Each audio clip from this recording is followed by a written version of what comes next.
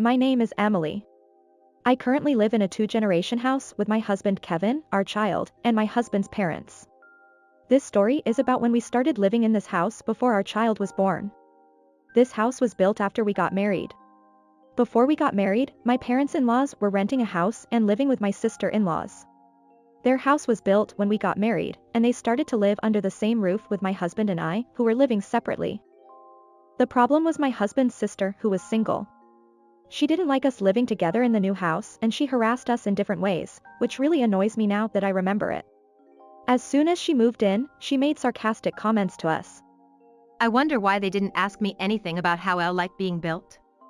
I can't even believe that you guys took the best room. What's going on here? We're sharing the room, though. It's obvious, but this house isn't just for you, sis. As they ended up arguing like this, I tried to calm the situation down gently by saying, well, it's okay. She won't be here forever anyway. However, she seemed to want to have this house for herself in the future and said something concerning. Yes, that's right. I don't want you to live here for many years. She seemed to want to kick us out. She liked this new house very much, and she thought that I would leave if she made me uncomfortable, apparently. She was reckless with money and spent her salary only on herself, never contributing to the household. When I asked her to pay for food, she said, What? Who do you think you are? There's no way I'm being asked to pay for food by a freeloader. You shouldn't take such a cavalier attitude. She got so mad. My husband also went nuts and said, Hey, sis. If you don't stop it, I'll kick you out. You didn't even pay for this house. It looked like they were going to grab and pull, so I went between and said, well, we are also causing her trouble anyway. I was trying to calm them down. Anyway, she kept harassing me and giving me nasty words, but I suffered and lived with it. I also felt sorry for her that she ended up living with us in our new home. She became more and more aggressive and said, Emily, I think you should start paying the rent by now. So I just shrugged it off. You're joking again, but she said, What? You even asked me for food expenses when you are just a freeloader? Then you're living here for free? Don't think I'll always be so lenient on you. If you don't pay, you'll have to work hard.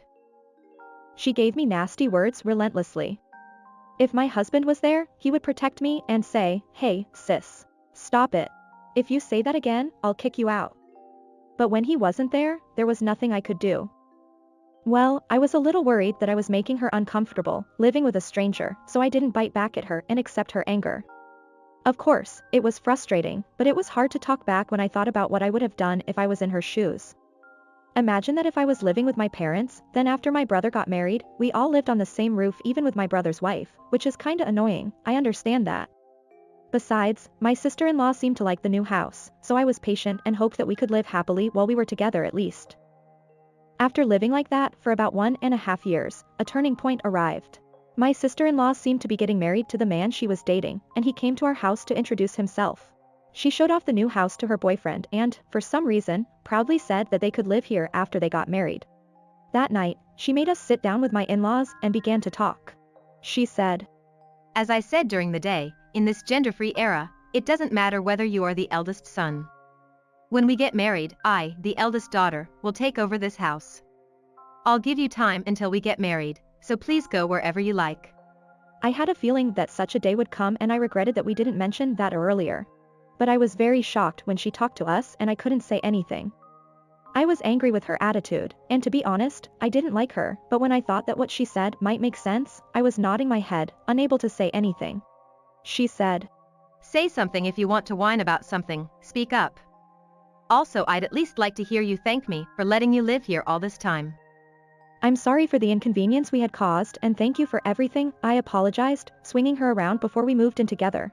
Then my husband said, You don't have to apologize to someone like her. Also, what's the matter with being the eldest daughter? What rights do you have? I'm the eldest son. She showed no sign of backing off and said, You're an idiot. That's not what I meant. I'm the eldest child, the firstborn, so you guys are the next. Everything depends on my intent. Too bad. It's going to be an epic succession quarrel. It wasn't. It didn't happen at all. There was no way it could happen in the first place. My mother-in-law, who had been listening silently, opened her mouth and said in an apologetic tone, You know, this house is registered in the joint name of a couple, Kevin and Emily. so it's not ours for you to inherit. My sister-in-law, who can only think about living here, said. Liar, you guys bought it with Dad's retirement money, didn't you? I know you paid into someone's account. I can't blame you for wanting to give it to your eldest son, because that's the way you used to think, but at this moment, I'm the best. She thoroughly expressed her intention to continue staying in this house. Then my father-in-law, who was also apologetic, said. No, Kevin and Emily paid most of the money. We just gave a little in the form of a gift before death. Upon hearing this, my sister-in-law put aside the question of the house and said. That's not fair. You gave money to Kevin only. And reacted to the word, a gift before death. She started to go nuts even more. Then he was like, oh dear, and said. You frequently borrowed money from us for travel or because you were broke. I've got your IOU and you might have written it at random, but if you put it all together, it's more than I gave to Kevin. Since you're the first child, I'll give you more than the amount of the gift before death than the money for the eldest son. That should clear that IOU. In the face of facts that only she finds hard to accept, and said. Are you kidding me? Kevin gets the money and I end up with no debt. Just because he's the eldest son, it doesn't make any sense. It's just too old-fashioned. She was whining. My husband lost his patience with this arrogant lady, who never listened to him, and exploded. Sis, the only reason why Emily has been quiet and not resisted you all this time is because we got married and then made you move out of the previous house all of a sudden. Also, it's bad enough that we only kicked you out. I just let you stay here to live with us for a while until you could save enough money to move out. I also said, I'm really sorry for making you move in and out due to our own circumstances. Kevin said he wanted to live with his parents in the new house when the house was built. I didn't mean to hide who this house is under, though. I just assumed that you would be supposed to leave, so I kept quiet. We were fighting a winning battle from the start. I apologized to her in a mildly sarcastic way, then, my husband told her straight out what I had been reluctant to say. Well, sis, I would like you to move out when you get married. We want to have children soon. Your room is for our children we are planning to have. Of course, we won't let you and your husband live in our house. She cried out. No way, this is my house, I'm going to live with him, so you guys can leave. We could not have a discussion with her, who was so emotional. After we told her what the fact was, we left the table and left my parents-in-laws in charge. After that, my sister-in-law did not tell us directly, but tried to get my parents-in-law on her side. She was planning this and that, but it was a battle that she had already lost from the start. She left for a new life with her husband after she got married. Apparently, her husband is the second son, with the eldest son as the heir. While he is free, the house where he lives is something he has to deal with. She proposed that they live together in a new house, and he felt attracted by the fact that it would cost no money. Then they started dating with a view to getting married. I understood the reason for my sister-in-law's abnormal obsession was there, but it didn't matter. It seems that her husband, who had been thinking about moving in with her, hadn't saved up the money either. He no longer had a house to live in and spent money that he wasn't supposed to spend. They have been forced to rent for a while. The children's room is now well used by our children. My parents-in-law are in good health. If anything happens to my sister-in-law, there is no longer a place for her to return to at all.